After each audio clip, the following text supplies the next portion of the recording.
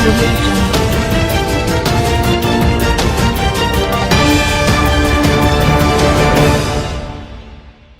वालेकुम, आप देख रहे हैं के न्यूज़ HD। मैं हूं कुत्सिया शौकत।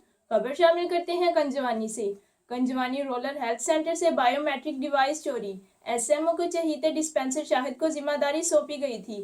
मजीद इस हवाले से रिपोर्ट करेंगे हमारे नुमाइंदे अली हसन साबरी। जी बिल्कुल, कंजवानी रूरल हेल्थ सेंटर में अमला की बरवक्त हाज़िरी यकीनी बनाने के लिए महकमा सेहत ने बायोमेट्रिक डिवाइस नस्ब की थी, तो SMO समेत अमले के चंद अरकान को ये एक आंख ना भाई। बायोमेट्रिक को आए रोज़ ख़राब कर दिया जाता। डिवाइस की ख़राबी की सूरत में SMO के चहीते डिस्पेंसर्स की चांदी हो जाती।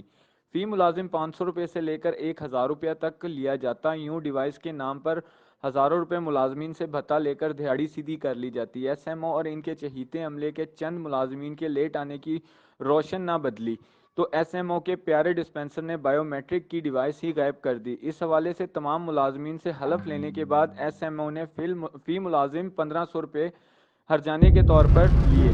जी।